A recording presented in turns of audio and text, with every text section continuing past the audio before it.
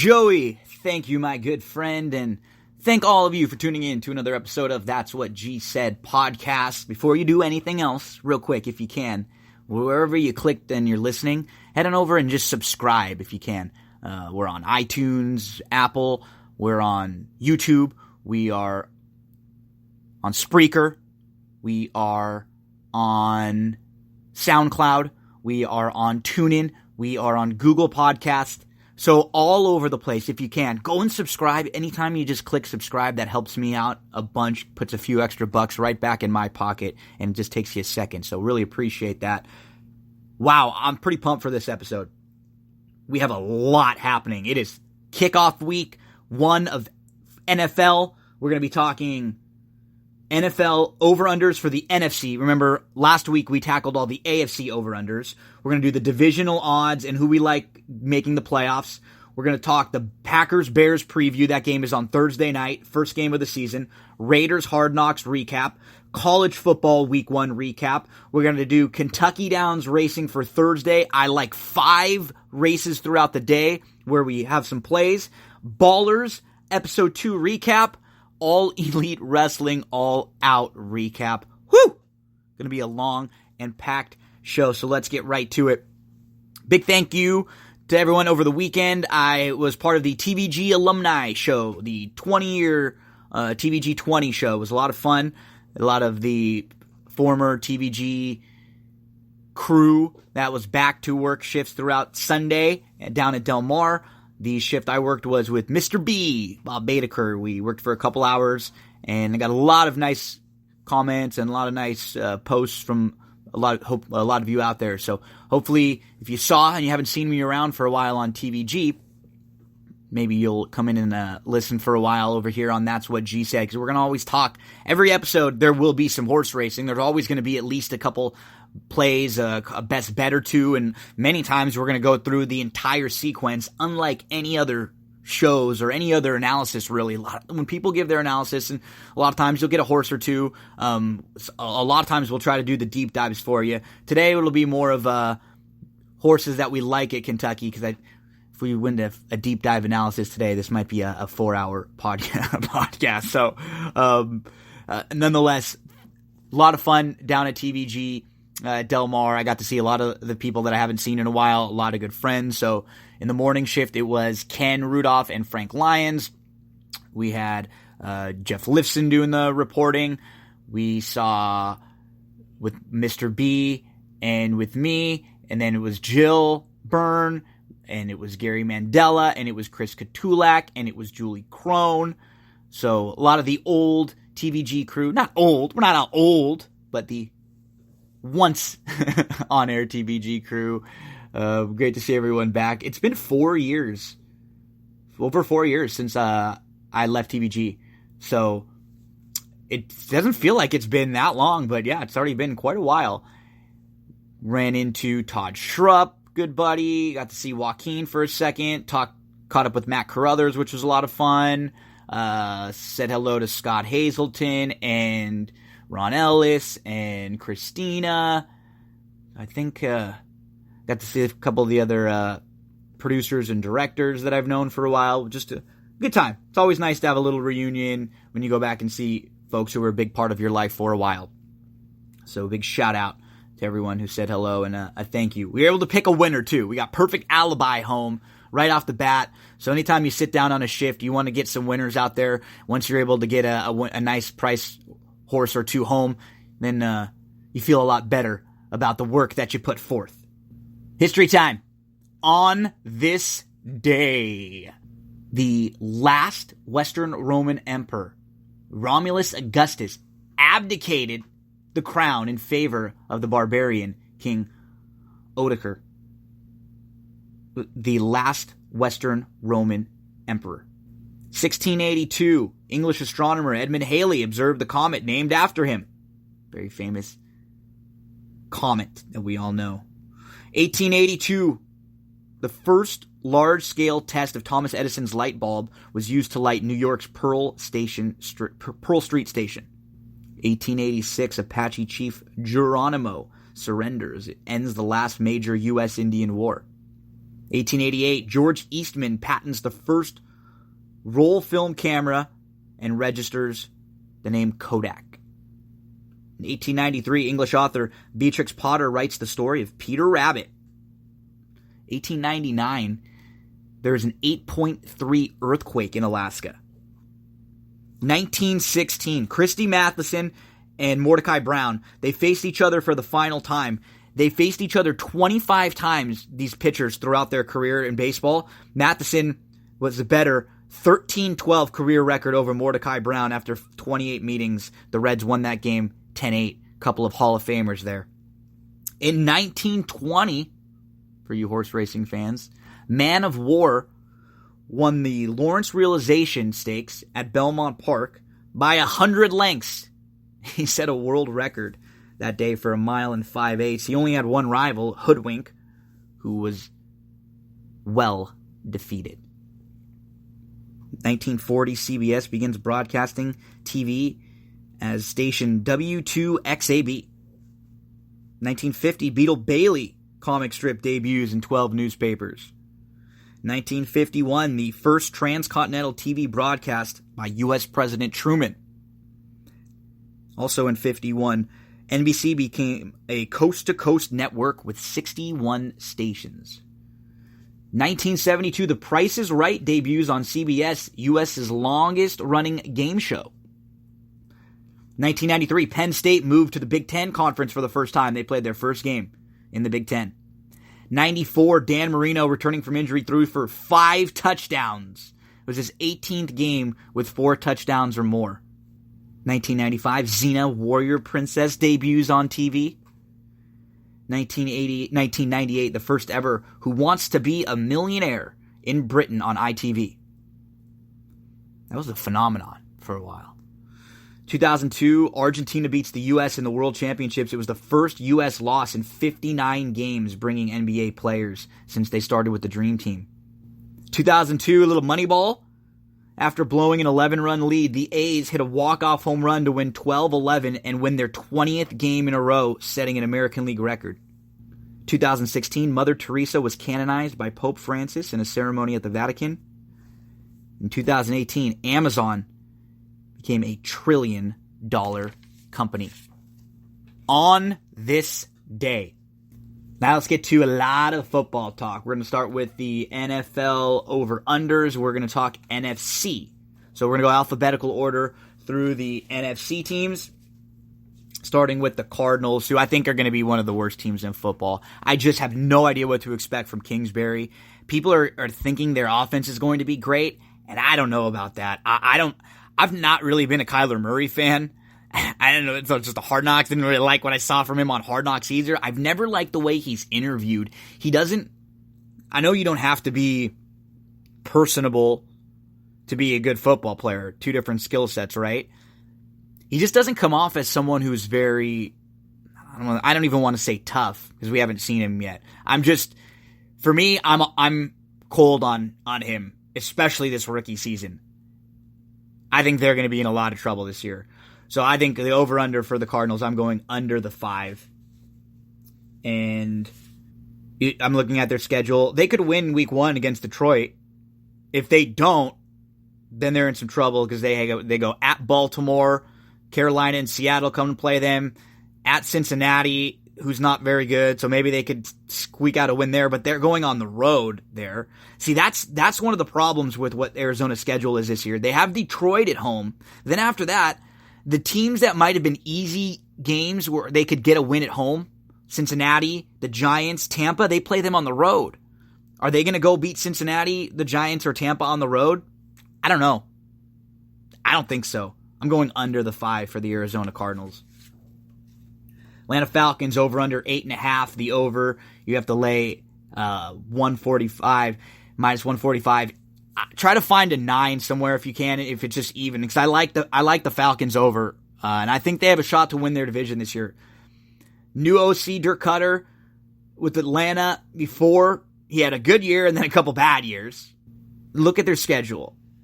They open up at Minnesota. That's such a huge game. If somehow they could squeak a win out there, then things really improve as far as their over-under for the season. Philly at home, the Rams at home, Seattle at home. Tough games, but winnable games. They have to play at Minnesota, at Houston. The Jacksonville game at home could go either way. I like the Jags a little bit throughout the year. Over under 8.5. I think they could beat Philly at home, beat Indy, beat Tennessee. They lose at Houston. They beat Arizona. Let's say they lose against the Rams and beat Seattle. And then let's say they split with New Orleans. They split with Carolina. They beat Tampa twice. They beat Frisco. That puts them 10, 11 wins. Atlanta Falcons over. And I'm going to have them as a playoff team this year. Carolina Panthers over under 8. I'm going under. The Cam Newton injury issues have worried me. The shoulder surgery. Now, the way he's going to be handled throughout the season, I'm a little concerned. I like McCaffrey, going to be a workhorse, but let's look at their schedule. They open up with the Rams. I'm going to count that as a loss. They play Tampa and at Arizona. Okay, let's say they're 2-1. Then they go at Houston. Let's say 2-2. Home for Jacksonville. That's an either-or game. And then they play Tampa in London. And they go at San Francisco versus Tennessee. They could split those games. At Green Bay, I think it's a loss. Atlanta, at New Orleans, at Atlanta. Yeah, I think they're about a 500 team. I don't think they're a bad team. If Cam has to miss a couple games, that's where they're going to get really hurt. I think they're going to be right around the 8, and so I would lean under. Chicago Bears, I'm going to go under this year. Their over-under is 9, and a lot of people are really high on them. Again, I don't think they're going to be a bad team. I just think the division is going to get a little bit better this year. They were very lucky to catch Green Bay and Minnesota both in down years last year. Detroit was awful also. Detroit, I think, is going to be bad again. And Chicago's defense was incredible. They were first in points allowed, first in first downs allowed. They were first in net passing yards. They were first in rushing yards gained. If they just regress a little bit, if they're not the number 1 overall defense again, they lost a little bit. I'm not sure if their pass defense is quite as strong. And then they lost their defensive coordinator, who was orchestrating this great defense. They can't be as good or better. I think they just regress a little bit. And then can the offense improve enough? Last year, their schedule was really easy. They had 2 games with Green Bay, 2 games with Detroit, 2 games with Minnesota, who are all down. They played Arizona, Tampa, Miami, Buffalo, the Jets, the Giants, and the 49ers all last year. That is not the case this year. They better be 4-1 when they start, because they have a really tough middle part of their schedule. They start at home against Green Bay, at Denver, at Washington, Minnesota, Oakland at Tottenham Stadium.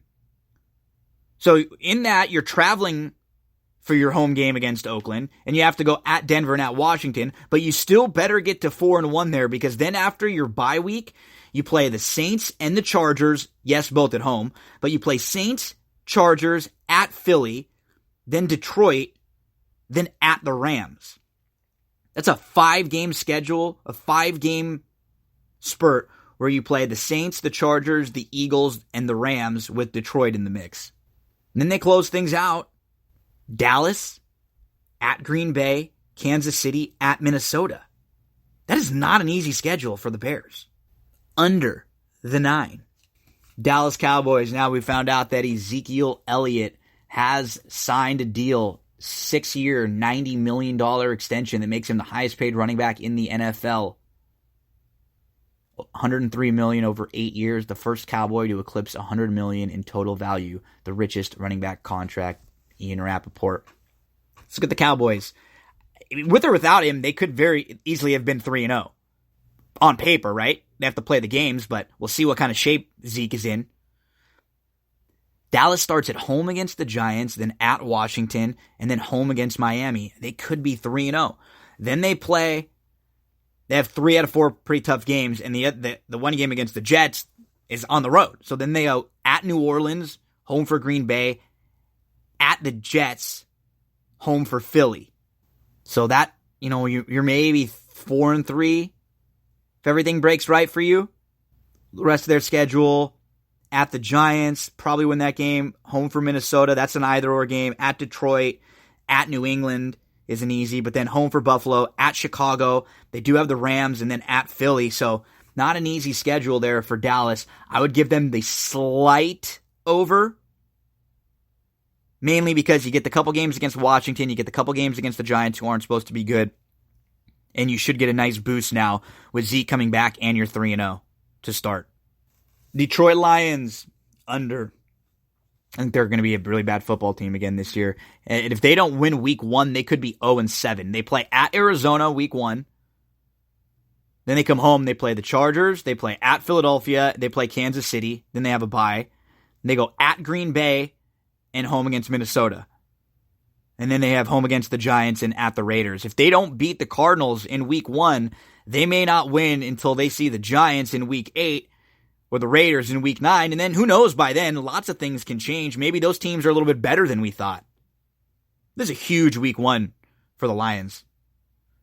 Try to get off playing a brand new team with the new coach, with the new quarterback, new offense. You have to beat this team and this rookie starting game 1 when you play Arizona and Kyler Murray.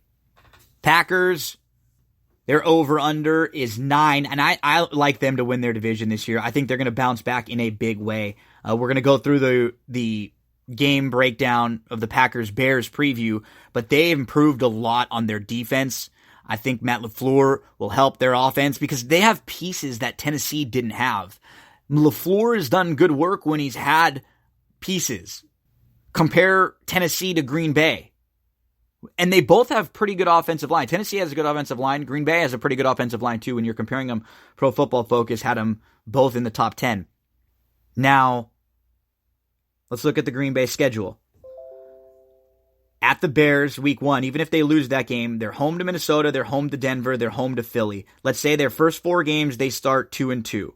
Then they're at Dallas, even if that's a loss. Let's say they're 2-3. Then they come home to Detroit, home to Oakland. They go at Kansas City and at the Chargers, even if they lose both of those games. So I'm being kind, basically giving them losses to all of the tough teams. They have home against Carolina. I give them a win there. Then they have a late bye. And then after the bye, look at their schedule. San Francisco, Giants, Washington, Chicago at home, at Minnesota, and then at Detroit. That's a very, very winnable, 5 out of 6 games there. If they split with the Bears, they split with the Vikings. And they lose to Philly, Dallas, Kansas City, Chargers. We're looking at a 10-win team. That's giving them wins against Detroit, the Bears, 1 against the Vikings, at the Giants, at the 49ers, Denver, the Raiders, the Panthers, and the Redskins. I think they're at least a 10-win. I think that seems like a 10-win team. And maybe they're a little bit better than we think, and they beat the Bears week 1. Right? I'm going to pick the Packers to cover on 3. I think you take them because I think they could win, but I'm marking them up just as when you're going through the season over-unders, I always like to be a little more cautious. Okay, I give teams an extra loss or 2, and then if I still like them, that's when I really want to play their over-under, because otherwise I can play them individually week to week. Like if you like the Packers week 1, you could play their money line this week, as a 3-point underdog. Packers over. Rams is over under 10.5. I'm a Rams fan, but I'm going to go slight under with this. I think they have a really tough schedule when you look at it. They open up at Carolina. I'll still give them a win there. Then they play New Orleans, who is going to want revenge after what happened last year and the way the Rams eliminated New Orleans in the playoffs. And they go at Cleveland. They come home for Tampa, and they go at Seattle. So in your first 5 games, I would not be surprised if the Rams were 2-3 there. Maybe they lose at Cleveland and at Seattle and to New Orleans, or maybe they lose their 3 road games and win the 2 home games. It's not easy after a Super Bowl loss to come back and everyone's kind of firing at you. And they go San Francisco, at Atlanta, which could be another loss. They go at Pittsburgh. They have the Bears on the schedule. They have Baltimore on the schedule. They have to go at Dallas. So look at those games. At Carolina, home against New Orleans, at Cleveland, at Seattle, at Atlanta, at Pittsburgh, home for the Bears, home for Baltimore, and at Dallas. That's like 9 games that are not going to be easy. And then we don't know what San Francisco is going to be, right? If they're a little bit better, or maybe if Arizona's a little bit better, I think they're both going to be bad. If either one of them can give the Rams a game or two. Now, I still think the Rams are going to win the division. I think it'll be a little closer, though, between them and Seattle. And you can see what the way the divisional odds are listed, that most people think that it's going to be a little tougher for the Rams this year also. Vikings over under 9. I have them right on 9. I think they are going to be a little bit better than they were last year. They have that really interesting game with Atlanta to open up the season. Then they go at Green Bay, home for Oakland, at Chicago, at the Giants, home for Philly, at Detroit. They have a late bye in Week 12. Have games at Kansas City, at Dallas too, at the Chargers. I think they're right over a 500 team. I have them right on that over-under of 9. Not necessarily one that I love. I wouldn't play this one. New Orleans, I think they're going to win 12 games this year. I mean, let's look through their schedule, right? They're home for Houston. I think they're going to be really pumped up for this opening night game. Then they go at the Rams, at Seattle, home for Dallas, home for Tampa, at Jacksonville, at Chicago. Even if we give them losses at Chicago, losses at Jacksonville, and then a loss to either the Rams or Seattle, and we give them 3 losses early on, they play Arizona, then a bye. Then they come home off the bye, and they play Atlanta, at Tampa, home for Carolina, at Atlanta, home for San Fran, home for Indy, at Tennessee, at Carolina. Those are all winnable games. I think they get to 12 wins this year. New Orleans, I have on the over. The Giants, I have them right on the over-under of 6, and I actually would slightly lean over towards them. Week 1, maybe they catch Zeke, not quite in shape. But let's look at the rest of their schedule. Let's say they lose to Dallas anyways. They have games with Buffalo, the Jets, Miami, Arizona, Detroit, 2 with Washington, and Tampa. They play some of the worst teams in the league. Miami and Arizona have the 2 lowest over-unders. They get Washington twice, who's supposed to be one of the worst teams in the league on paper. And then they have the 2 games with Dallas, the 2 games with Philly, and those are divisional games. Maybe they can squeak one of those games out. I think they'll be okay. I don't know if they're going to be as bad as people think. You have Saquon, who can win you a couple of games. I'm going to have the Giants slightly over their over-under of 6. Eagles, they might be the best team in football. Their over-under is 10. I'm going to go over on that. They are just a well-balanced, well-built football team, really on all sides of the ball. They are deep. From a fantasy perspective, that's why their fantasy players aren't quite, I think, as sexy this year because there's so many of them. They have such depth at the wide receiver position. In the backfield, they have a whole lot of depth now. Good team on defense. Wentz now, he's back. Should be healthier now a couple years after the big injury. But his issues have always been staying healthy. Can he continue to stay healthy? I think he'll be a lot stronger this year. And you go through their schedule, they open up with Washington, and then at Atlanta, and then Detroit. Let's say they're 2-1 there. We very easily could be 3-0. They go at Green Bay. Even if they're 2-2 there, then they have home for the Jets and at Minnesota and at Dallas. Let's say they lose those 2 games even. At Buffalo, Chicago, home for New England, home for Seattle, at Miami, home for the Giants, at Washington, home for Dallas, home for the Giants. When you have a couple games against Washington, a couple games against the Giants, you have Miami in there, you have Buffalo and the Jets in there, you have Detroit in there. I think that's a very good schedule for the Eagles to get the over and win 11 to 12 games. 49ers over under 8. I'm going under with them. Too many question marks for me with their quarterback, with Jimmy G. What's the wide receiver depth chart look like? The backfield, some question marks with Coleman, with Breida. Now McKinnon's out for the year. Let's go through their schedule. They open up at Tampa and then at Cincinnati. I mean, those are 2 games on the road that are winnable games. They're not easy because they're on the road, but they could be 2-0. Then they play Pittsburgh at home, and then Cleveland at home after their bye. At the Rams, at Washington, Carolina, a couple games with Arizona, a couple with Seattle. You got to go at New Orleans, though. You have to play at Baltimore, which isn't easy. You have Green Bay and Atlanta as a couple of your other home games. So I don't think, how do they get to the 8? I can't see it. I see like 6 to 7 maybe, under San Francisco 49ers. Too many question marks.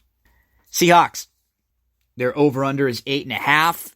Made a trade the other day to get Clowney. I'm going to go over the 8.5. I feel like they'll probably be at 9, and the Rams will probably be at 10. They'll be really close to each other, battling for that division. Seahawks could beat Cincinnati. They go at Pittsburgh, and they go and then home for New Orleans, and then at Arizona. So let's say they're 2-2, and they play the Rams at Cleveland. They could even be 2-4 to start. Home against Baltimore, at Atlanta, Tampa, at San Fran. It's the end of the schedule that I like a little bit better, where they get to close with Arizona and San Francisco. They at Carolina game. Who knows what that could be? They play the Rams tough, and they get Minnesota at home. The Seahawks, we're going to go slightly over the 8.5. Tampa Bay Bucks, over under 6.5. New coach Bruce Arians. I'm going to go with the under here with Jameis, with a bad offensive line. Not sure what the backfield looks like. Barber, Ronald Jones. No, thank you. They're over under 6.5. I'm going to go under with them. They play San Fran week 1. They could win that game. Then they go at Carolina. They're home against the Giants. And they go at the Rams, at New Orleans. And then they play Carolina in London. After their bye week, at Tennessee, at Seattle, home against Arizona, home against New Orleans, at Atlanta, at Jacksonville. They play 4 of 6 on the road, and their 2 home games, one of them is against New Orleans after their bye week. That is just, it's going to be tough for Tampa. Close things out with Houston and Atlanta at home, 2 teams that will probably be battling for playoff spots. Do you think that's going to be easy for Tampa? I'm going under the 6.5. Washington Redskins, final NFC team, under the 6. Let's find their first win. At Philly, home for Dallas, home for Chicago, maybe at New York week 4, but it's on the road. Then they have to play New England at home. They go at Miami. Miami's not good, but when you trap to go on the road, it's not easy. Home for San Fran, at Minnesota, at Buffalo. I don't like the schedule for Washington. I'm getting to 5 wins maybe. Let's give them the Giants, a game against the Jets. Maybe the at Buffalo game. Maybe home against San Francisco. And then at Miami. It gets you to 5. I'm under for the Washington Redskins. So as far as the NFC is concerned, some of the totals that I like. I think the Falcons will be over. If you can find an over-under of like 9 or 9.5 where you don't have to, is I think they're going to get to 10, maybe 11 wins, and I don't want to have to give minus 150. I'm going to go under on the Bears, too. I think they're going to be 9 or under. That's one of the ones I'm stronger on. The Packers over, I like. One of the ones I'm stronger on. I wouldn't want to play the Rams under because I root for the Rams, but I do think they'll be slightly under. The Saints, I do think they'll be over. That's a good over to play. Philly, I think they'll be over. San Fran, I think they'll be under. Most of the other ones were kind of lukewarm either way. Tampa, I definitely would bet under.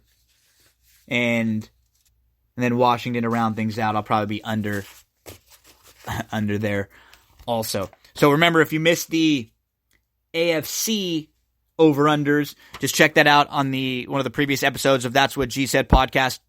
It's up in the title of the podcast, the AFC over-unders. Now, on Twitter, I ran some polls to ask who you think are going to win each division.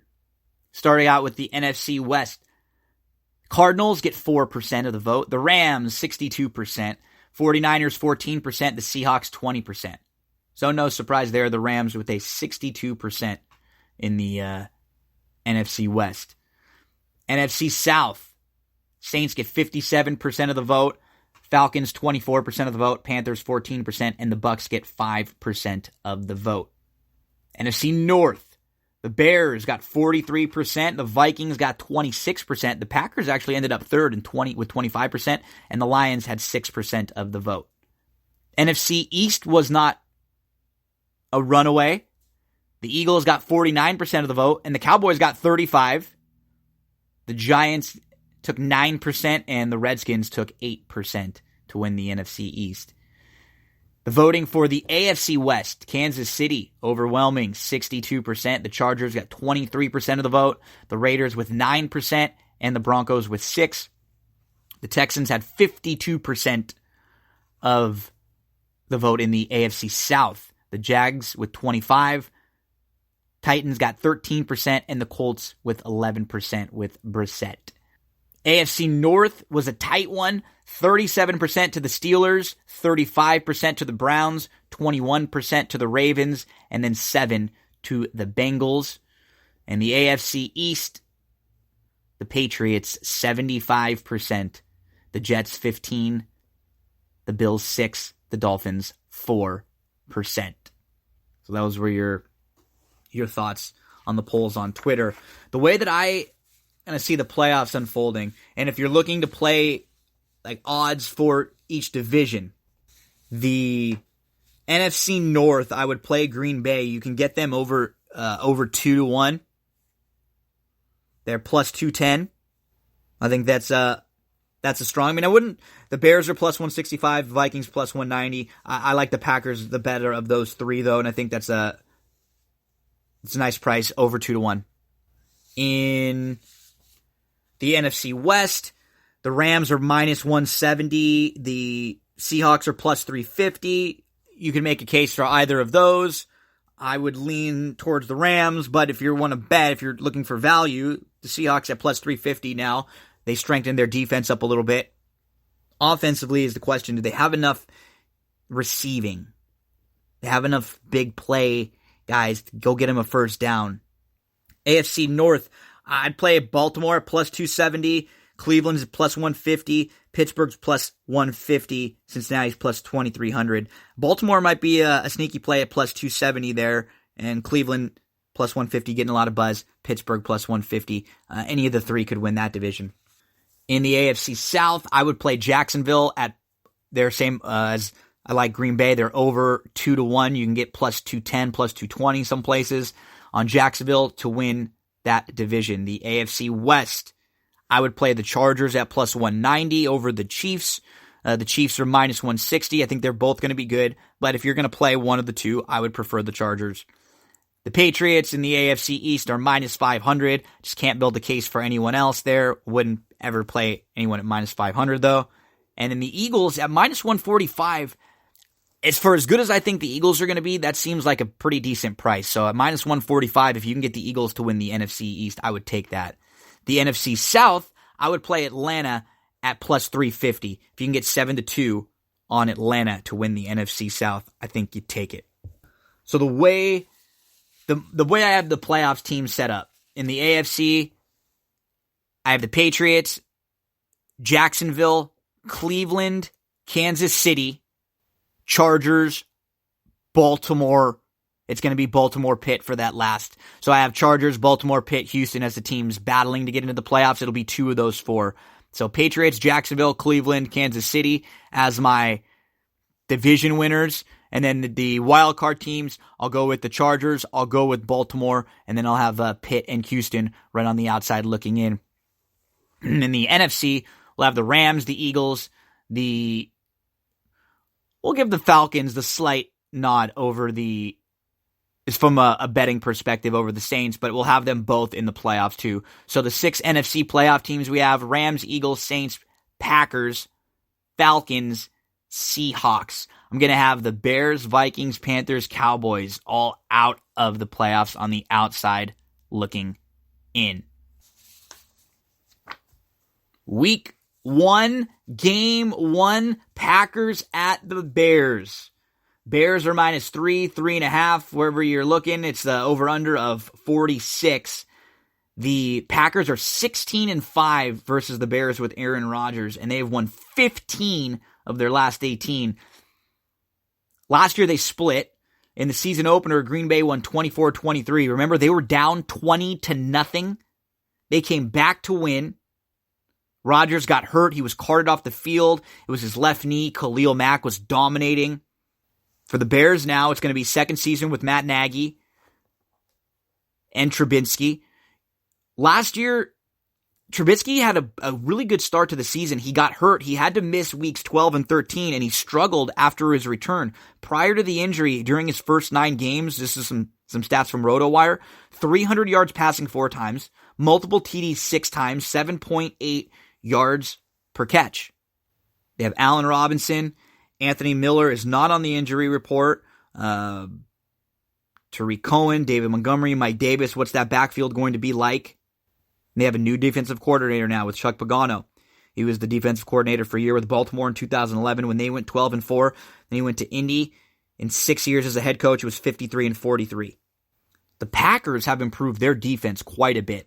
Safety Adrian Amos left the Bears. Zadarius Smith, linebacker. Preston Smith, linebacker. Savage, the safety who was the number 21 pick and who has number 21 now. 21 Savage. The number 12 pick. Sean Gary, linebacker. All additions to this Packers defense. And then the Bears' weaknesses on defense could be against the pass. Packers have that well-balanced offense with the number 7 ranked offensive line in Pro Football Focus. Rodgers, Jones in the backfield. Adams was the number 1 ranked fantasy wide receiver last year in scoring. And then you have Geronimo Allison and Valdez Scantling, who are a couple young receivers who are on the upswing. Very good. Lots of weapons there in Green Bay. Head coach LaFleur. LaFleur was the OC for the Rams in 2017 and for the Titans in 2018. And one thing that you'll notice, he ran the ball really, really well in both places. In 2017, the Rams were number 1 in points. They were top 8 in rushing yards, rushing touchdowns, and yards per rush. They were top 10 in passing yards, passing touchdowns, and net yards per attempt.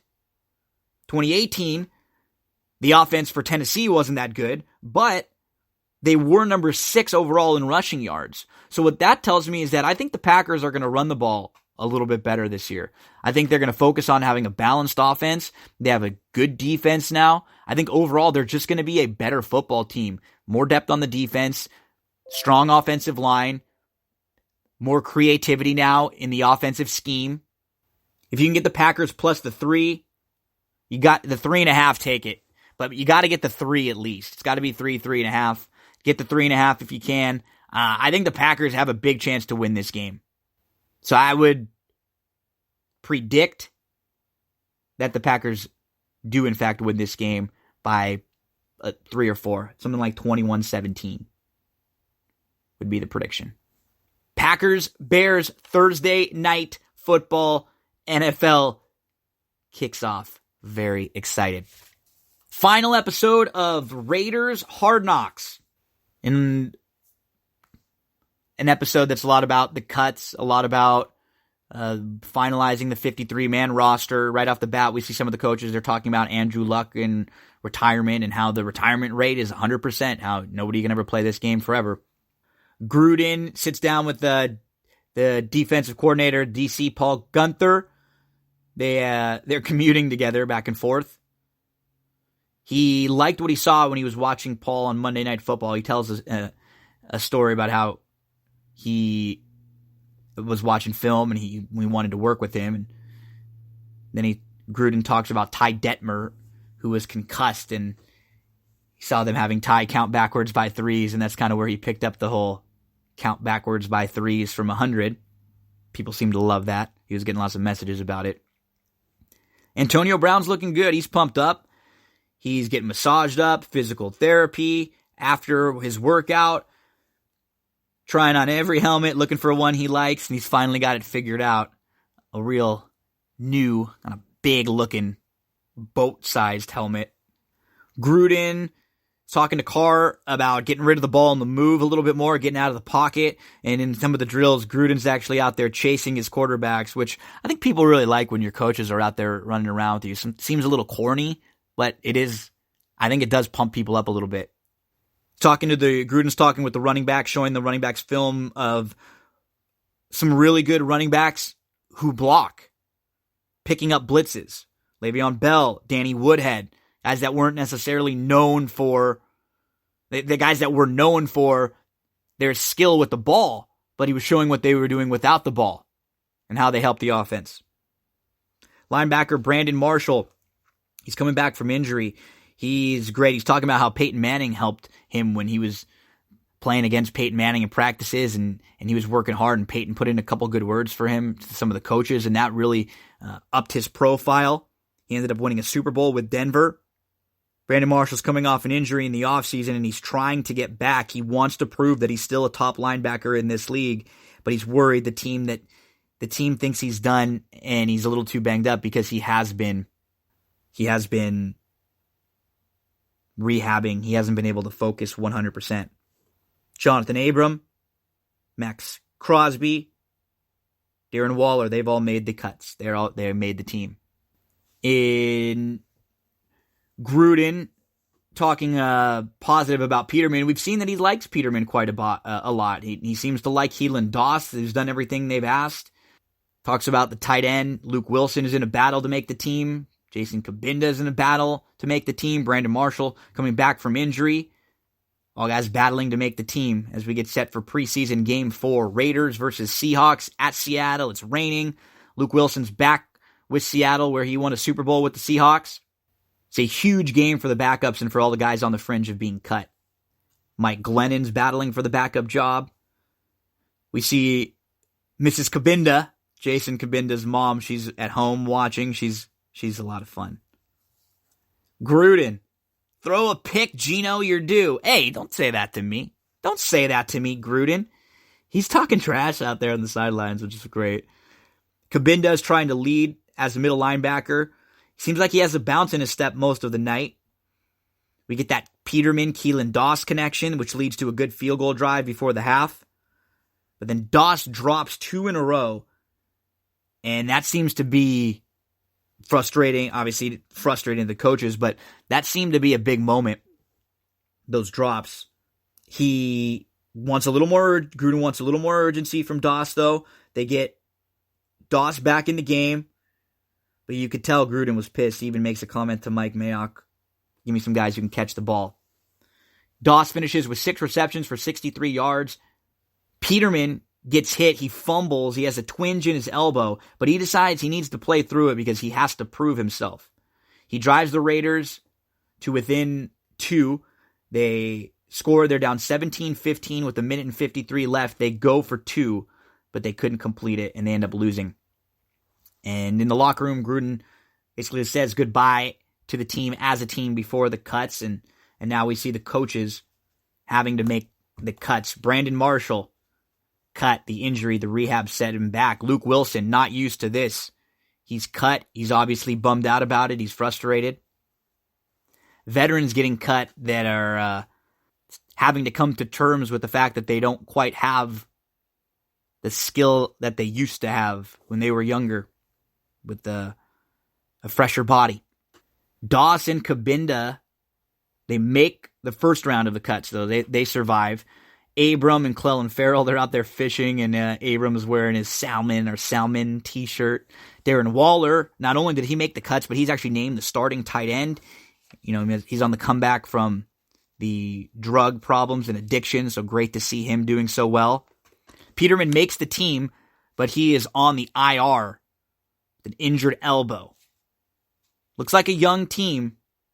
They mentioned they have 12 rookies, but they cut Keelan Doss, who will be headed to the Jaguars. Jason Kabinda also gets cut. He was talking with Coach Gunther. They just could not afford to take that many linebackers. Jason calls to talk to his mom, but he already has an invite to Detroit. He's on the way there. The Lions have called, so Jason Kabinda heading to Detroit. We close things out with owner Mark Davis talking about his dad and his dad's vision, and we see some of the early movement to Vegas ceremonies and how the Raiders are getting ready to move to Vegas next year. Gruden congratulates the 53 men and the 12 rookies that made the team. And now it is time for the Raiders to get their season kicked off. Antonio Brown is working out in the pool, the running bike with weights. He's catching passes. He's diving. He's going to be a big part to this Raiders team. If he can play like Antonio Brown, they're going to be able to at least be fun and probably upset a couple teams that are not expecting anything from the Raiders. Hard Knocks. If you missed any episode of Hard Knocks, each week we did a full recap of every episode. You can go back and listen to past episodes of That's What G Said for Raiders Hard Knocks each and every week episode recaps. Let's get to college football. Week 1. As far as the top 25 were concerned, we only had one game in week 1 where we had two teams that were ranked that played each other, and it was Auburn, Oregon, and it was number 11 Oregon against number 16 Auburn. Auburn won 27-21. True freshman quarterback Bo Nix got a big 4th and 3 to keep a final drive going. Oregon was up 21-6 late in the third quarter. Auburn came back to win 27-21. And even with this win, it wasn't a great weekend for the SEC, who had Tennessee lose to Georgia State, South Carolina lose to North Carolina, Missouri lose to Wyoming, and Ole Miss losing to Memphis.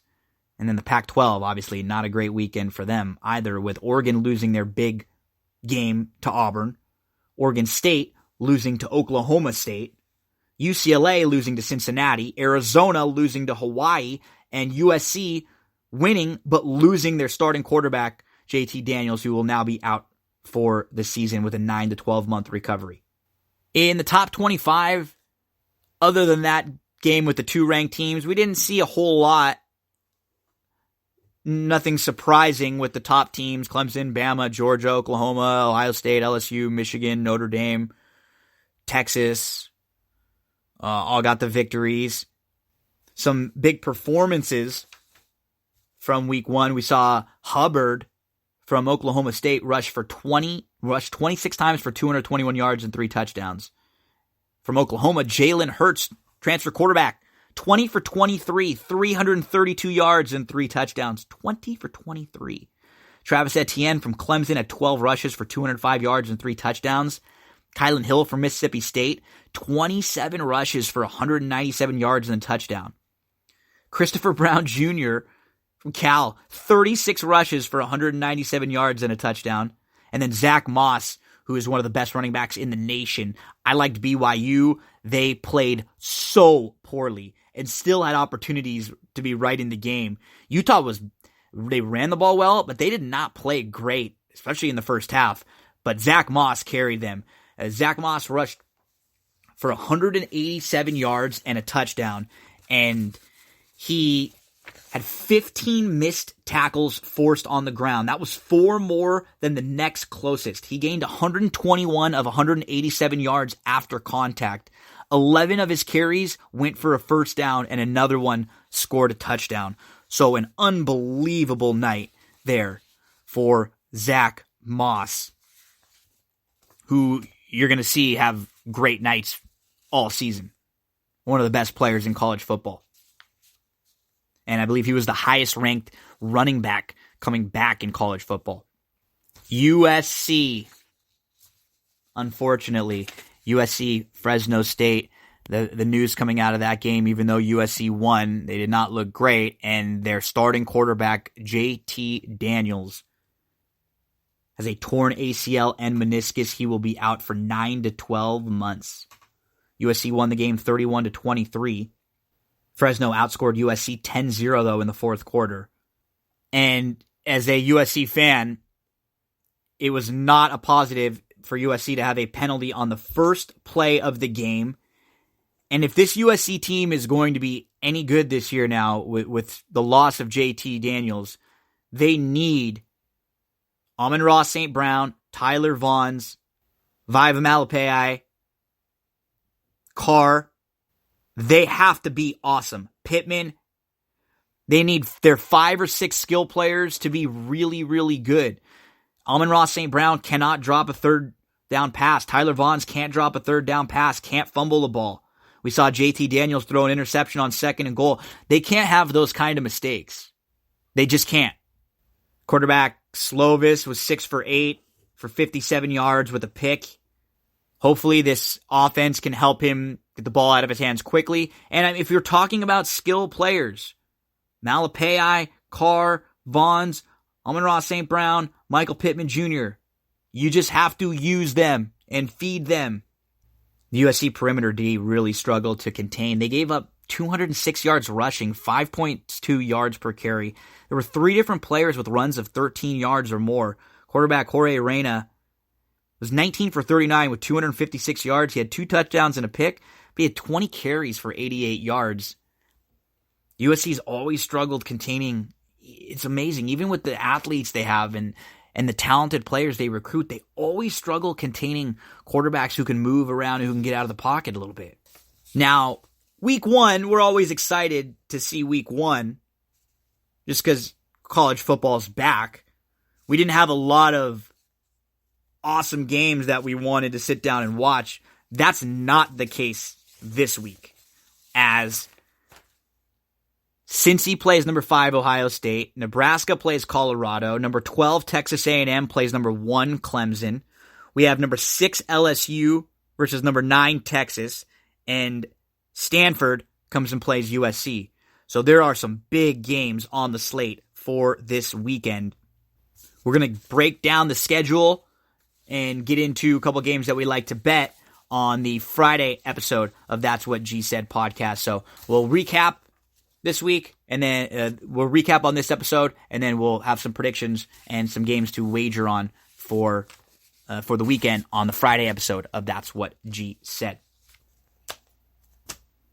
Folks, one of the most difficult things in life is moving, the process of trying to relocate, leasing, selling, buying a new home.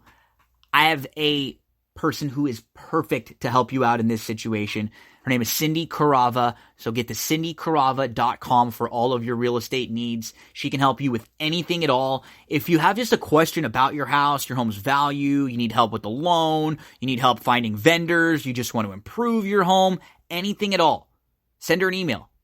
cindyc.realtor@gmail.com. Visit her website, cindycarava.com. Horse racing. Thursday, September the 5th, Kentucky Downs. We're going to go through races 3, 4, 5, 6, 10. Just going to give you the horses that I like in these particular races, or the plays in these spots. So let's get to race number 3.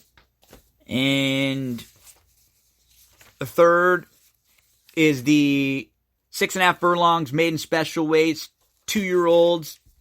I'm going to play 4 horses in the exotics. The 2 horses that are the price horses that I like the most are the 4 and the 6. Let's talk a little bit about the 6 first. Atlas Moon, who is 30-1 on the morning line. I'd be shocked if he's half of that. If he is, then make sure to include him in all of your exotics. He comes out of a really strong race on July the 27th at Ellis Park, where he sat a nice third. He angled out. He got to second. He got up to within a couple of lengths at the top of the lane before fading. And he was the only horse who even took a shot at Peace Achieved, who won that day. Peace Achieved came right back to win the juvenile stakes at Kentucky Downs last weekend. The third place finisher, Sir Wincelot, won a maiden special weight next out at Ellis Park. Atlas Moon is coming out of a strong race, even though his figure is a little low. Look how much he improved from start 1 to start 2 when he added Lasix, he added blinkers, and he went to the turf and he stretched out. Now, I don't even know if it was a stretch out because he faded, so now you're cutting back from the mile to 6.5 at this turf course that's a demanding turf course. Atlas Moon should be fit on this turnback. The Drake, the number 4, will try the grass for the first time. 4 siblings, 3 tried the turf, 2 of them won. He finished third last time out in a race at Laurel Park, where the top 2, they were 1-2 all the way around. They were 32-1 and 33-1. So it was a race where 2 long shots just went out front, cruised all the way around. Look at how slow they went, going 6 furlongs. And the Drake just didn't have any pace to run at whatsoever. I think he improves. First time on the turf for Proctor, Glen Hill Farm. Ortiz jumping aboard. And then you have the 7 and the 9, who I think are the logical contenders, right? We're still here, the 7. The Dam was 2 for 6 on the grass. 3 siblings, 2 that tried the turf, are both multiple turf winners. He tackled Graded Stakes Company last time out, although I don't know how strong that group really was. He still has faced better. We're still here. And he should enjoy jumping on the grass for the first time. You get Florent Giroux aboard for Brissett now. Logical contender, tough to keep out of the exotics. The 9, Art Collector, I feel the same way about, who came running. He was towards the rear early on. He moved along the inside all the way. It was a clear-cut second, and it was a fine effort. He should pick up some pieces late, and he'll probably be the one to hold off in here. But I think let's try to get the 4 and the 6 and all the exotics. Those are the key horses for me as far as the Exactas, Tries, and Supers are concerned. So I want to play Exactas, Tries, and Supers with these 4 horses. 4, 6, 7, and 9, who I think are the top contenders in here. However you're playing this race rolling, I generally don't like to say, bet a trifecta box. It's usually not the smartest way to play it. But in this case, it might be okay because you have 2 horses who should be pretty big prices. But I'll be keying Tries, Supers with the 4, 6, and I think the 7 and 9 are tough to leave out in all of them. So those are my 4 horses for exotics in race 3 at Kentucky Downs. Race number 4 at Kentucky Downs, I like the 3 Esfira. Anything around 3-1, I think, is a good single in your early exotics and a horse that I would play to win. Debuted, she's lightly raced. She's only raced 4 times, and that's really why I like her the most. I think she has a lot of upside in this field and the ability with putting 2 starts together to take a real big step forward. Debuted going 5 furlongs. It was okay, and she started to make up some ground late. She was obviously a little green. Time off between February and December. She comes back in December. The race is taken off the grass. She's second behind a runaway next out winner. Then the January race is the one you really like. The maiden breaking score. She breaks well from the inside. She gets shuffled on the inside a bit. She's 5th. She's 6-7 off. She angles to the outside, 3 deep, 3 behind at the top of the lane, and gets up for a really easy win. Last time out, she missed the break. She saves ground on the inside. She's 6. She's 5 off. Slight bid. She didn't really get going until late. Now she's going to go second start off the 6-month break. She's actually one of the quickest in here. When you look around this field, she should not be far out of it early. There is no speed signed on for this race. This is a lightly raced filly on the improve. She acts like she can run all day, and she could get a pace advantage in here from the inside, second off the bench. I think the 3 is an absolute standout in here. If you can get anything around 3-1, let's bet a win wager on Esfira, and I think a single in any of your rolling exotics in race number 4. The 5th race, maiden special weight, 6.5 furlongs, 2-year-olds. Let's go to the 10. Another Glen Hill Farm, Proctor, right? This one debuted, drew the rail, got a lot of action in the debut. Slow start from the rail, was outrun early, and then it was just a little bit even late. There's a little more to this one. The Dam was a multiple graded stakes winner. The Lone Sib Summering won stakes at 2 won twice at 2. I'm expecting Food and Wine take a nice step forward second out. The number 10, Food and Wine, play, and all of your exotics play to win if you can get around 6-1. Sixth race, Kentucky Downs. Let's go to the number 5, Lexington Grace. If you go back and look in her form, she has no wins at 6.5, but she has a win at 6 furlongs and 3 wins at 7 furlongs.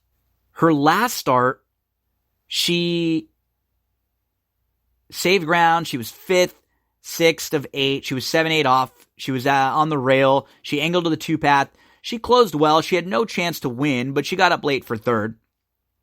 And then you look at the way this race shapes up on paper. Libby knows, VJ's Bet, Focused, Peeboo, Storm, and Lady. There should be plenty of pace in here to set up Lexington Grace's late rally. The race back in July, 3 starts back in Indiana. Look who was second that day. Honolulu Moon, who came back to win a $250,000 stakes at Kentucky Downs on Saturday, and who beat Lamari, who was in that race. Lexington Grace, if you can get, 6-1 or over on Lexington Grace, worthy of a win wager. The number 5, Lexington Grace in race 6 at Kentucky Downs. And then we'll close things out in race number 10 at Kentucky Downs with the number 1, Mo Amor, who will be making her 3rd start, her 2nd start off the bench. She was bumped a bit, but she was able to tuck in 8th, 9th of 11 last time out. She was in the 2-path. She was 7. She was 8 off. She kept to the inside, and she closed well. Now she goes 2nd off the bench. She gets to save ground from the inside at a distance. I'm expecting big improvement from her. The 3rd place finisher from that July 27th race came back to win a maiden special weight next out at Ellis Park. The 9th place finisher came back to win a maiden special weight next out at Belterra, so she's exiting a live race that has come back productive. Mo Amor saves the ground, comes rolling late. That's the number 1, Mo Amor in race number 10.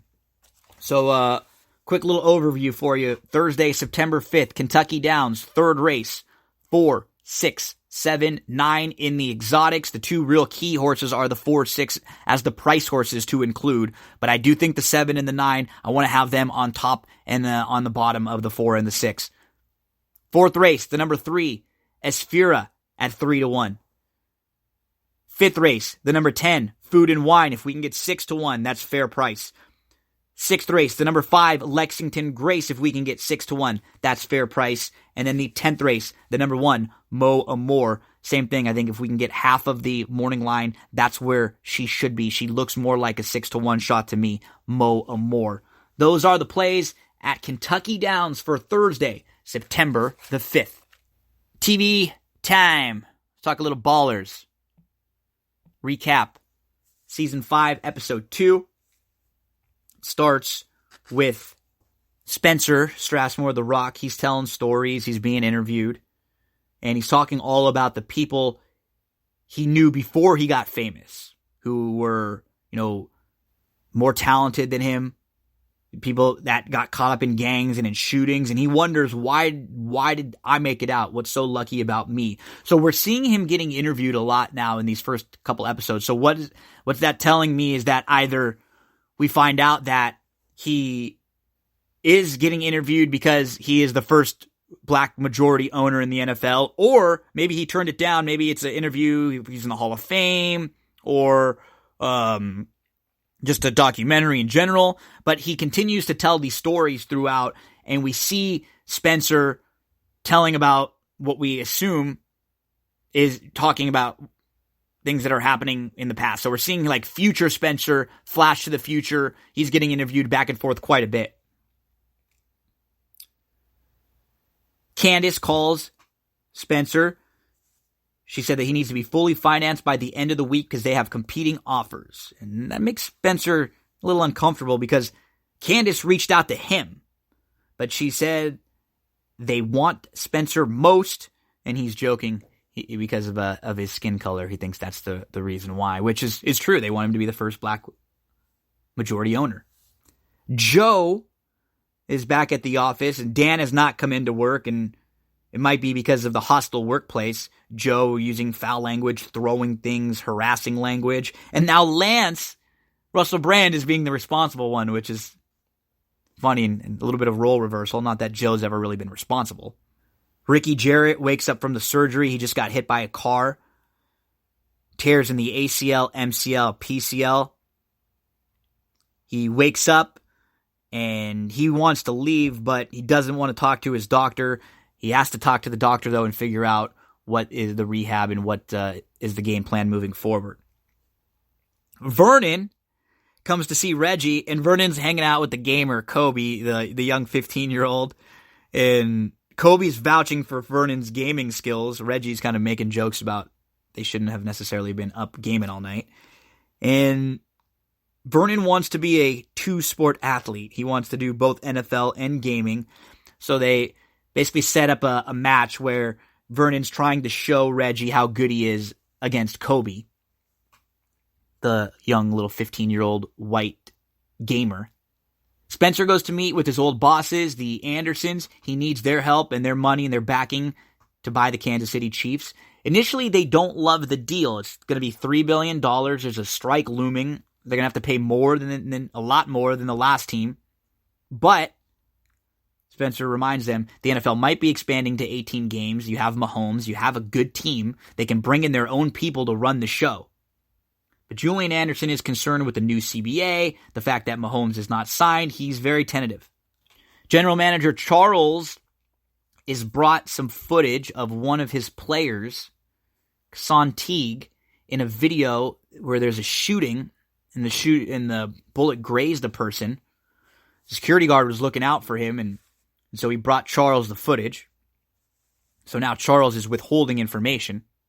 Joe goes to see his employee Dan to apologize for the crude language, and Dan ends up coming back to the office to help prep for the meeting. They have a big meeting with Odell Beckham Jr. They want to try to make him a big part of their company. Charles brings his player Son Teague in. He wants to show him the video that he found, and Teague kind of waves it right off. He acts like it's no big deal. Charles is just looking out for him. He's trying to tell him to settle down. But Teague's just pushing it off. No big deal. He acts like he was in the wrong place at the wrong time. In the big one-on-one gaming matchup between Vernon and Kobe, Kobe beats Vernon. And Reggie mentions, you're good, but you're a top 500 gamer in the world, and you're the 10th best defensive player in the NFL. You can make $100 million for the NFL, and for your being the top 500 gamer in the world, you get energy drinks. Vernon says it's not all about the money. Says he's going to leave Reggie if Reggie won't support his dreams. More flashbacks of Spencer being interviewed, talking about college in Miami, getting in trouble, partying down in South Beach, and he mentions that a professor had to come and vouch for him. We see Ricky Jarrett talking with the doctor. The doctor mentions 8 months recovery. Doctor tells Ricky that he did Sproul's ACL and arm at 35, and he came back fine, but Jarrett does not think with the 3 tears that he'll be able to come back, so he feels like his time is up. Benny, the assistant GM to Charles, is now asking questions about Kassan. He knows something's up. Charles kind of tells him not to worry about it and just ask him for a list of all speed wide receivers, because now they're going to be in some trouble now with 2 of their star players, with Jarrett out, and who knows what's going to be happening with Teague with this shooting incident if the footage gets out. Ricky is talking to his family and his entourage, and he tells them he's going to retire. He thinks it was God's plan. His dad has a one-on-one with him, and he compliments him, and he compliments Ricky on his work ethic. And Ricky, you could see he's a little upset because he feels like he said he had more left. Thinks he had a little more left in the tank. We see Odell Beckham Jr. come in to meet with Lance and Joe. The big pitch goes great. They want Odell Beckham Jr. to be a part and the face of their new campus and their new brand. He is pleased. Looks like all is positive, and they celebrate. Looks like things are going well for Joe and Lance and their company. Spencer and Candace are at dinner. and he asks her to be president of the Chiefs. She turns him down because now she is going to be getting a promotion. She will be the number 2 behind Roger Goodell. Spencer's deal was pending on her being the president, so now he's going to have to figure things out with the Andersons because they want a plan if they're going to invest. She encourages him to find another way. So now, moving forward, what's going to happen with Joe and Lance and their partnership with Odell Beckham Jr.? Spencer trying to put together a team to buy the Chiefs, and if he does, who will he have run the organization? Is Ricky going to try to come back from this injury? What's up with Teague and with Charles withholding the information? Vernon, is he going to continue on this path of wanting to be a gamer? Lots happening in the final season of Ballers. That was Season 5, Episode 2. Let's close out with a little All Elite Wrestling All Out discussion. They had the big pay-per-view over the weekend.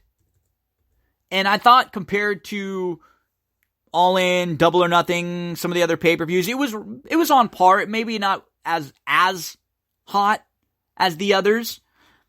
I think because they haven't been on TV quite yet, a lot of the storylines just haven't continued. And that's fine when you have one show or two shows, but I think through like their third or fourth show now, there are still too many of their performers who were not involved in some sort of a storyline.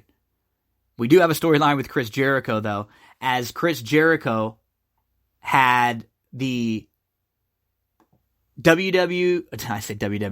AEW title belt that he won stolen from him, which is amazing. So this was the tweet that happened yesterday. The Tallahassee police have confirmed that Chris Jericho's belt was stolen. The victim reported the theft of his championship wrestling belt while he was eating inside Longhorn Steakhouse. The victim stated he arrived at the Millionaire Club Airport Terminal and placed the belt inside his rented limousine. The limo driver shuttled the victim to Longhorn for dinner. Victim remained at Longhorn while the limo driver returned to the airport. Victim had taken the wrong luggage from the airport and the driver took it back to the terminal. When the driver picked up the victim from the restaurant, the belt was missing. Responded officers searched the limo and airport for the belt without success. On-call was consulted and forensics responded to the scene. Victim, Chris Jericho. That is amazing. So, Jericho posted a video where he was launching a worldwide investigation. But, apparently, as of this morning, the belt had been found. Although the investigation is still underway, but the belt had been found. So, unbelievable. No matter what, this is great publicity. Just everyone talking about the belt. The Tallahassee police have confirmed that the belt has been found. So, quick recap of All Out. Yeah, with October 2nd as the beginning of the weekly TV for AEW, I think the storylines will come and they will improve a little bit. And then they'll have a women's champion crowned that night. They have a men's champion now. They have a good Kenny Omega losing kind of streak storyline. They have a really good tag team division. And it looks like the Bucks will kind of separate from the Lucha Bros. We'll have Cody, MJF, Shawn Spears stuff going on. Moxley will be coming back. Lots to look forward to. In the women's casino battle royal, Nyla Rose won. So Nyla Rose, in a place that showcased the women, she will now be the number one contender. And she will face Riho for the AEW women's title on the first episode of TV. It was a good little battle royal. They showcased the women. They had some surprises. Mercedes Martinez was in there. ODB was there. A couple good tag matches where Private Party defeated Jack Evans and Angelico. Luchasaurus, Jungle Boy were in the next match. They're really hot. SCU defeated the Jurassic Express, but Luchasaurus and Jungle Boy, they're very over with the crowd right now. Pac, the bastard, Pac defeated Kenny Omega via submission. It was actually like a stoppage. What I like is that they've not been afraid to give Kenny losses. And this was a great fill-in match for Moxley. It was supposed to be Moxley Omega. Pac in here now. And Pac should be one of the top stars in AEW. We have a hardcore match between Jimmy Havoc, Joey Janela, and Darby Allin. Just crazy hardcore. And they did a good job of, throughout the show, giving everybody a little something different, right? This is just for all the fans of the real hardcore matches. You got a chance to showcase the women earlier on, a couple really hot tag matches, then just a great match in general with Pac and Omega. One of the only acts that's really not over is the Dark Order. We did get to see Orange Cassidy come out, though, who, if you haven't watched Orange Cassidy, look him up on YouTube. He is just a totally different type character who is really funny. An old school brawl where it was totally overbooked, but it was so much fun. It was a very Cody Rhodes, Dusty Rhodes match. It was Cody beating Shawn Spears via pinfall. A match that had Tully Blanchard, MJF, Earl Hebner, Arn Anderson, DDP, Brandy, Pharaoh the Dog, Cody in Star Trek gear. Cody's a star. He does a great job. The only issue I have is that I would have loved to see Spears get the win in this first match and have maybe Cody end up winning the feud. But they're telling a story with MJF in the mix too. And MJF might be turning soon. Maybe he has something with Shawn Spears and then he turns on Cody. But I like where they're going here. We had the Tag Team Championship, the AAA Tag Team Championship, the Lucha Bros, and the Young Bucks. This was their 6th match of 2019, and it was the match of the night. Everything that you could imagine.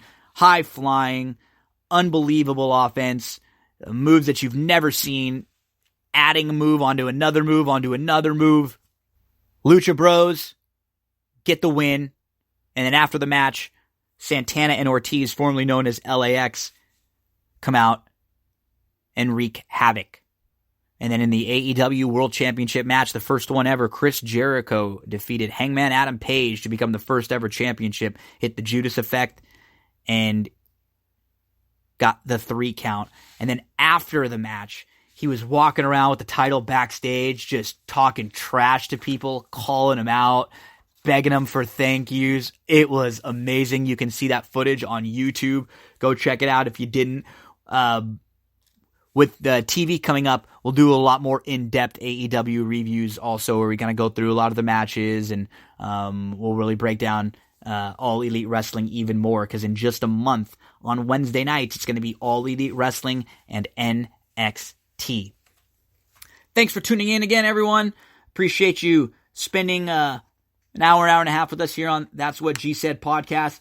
Get to iTunes, SoundCloud, YouTube, Google Podcasts, TuneIn, everywhere, Spreaker, and subscribe to That's What G Said podcast. Joey, close things out for us, buddy.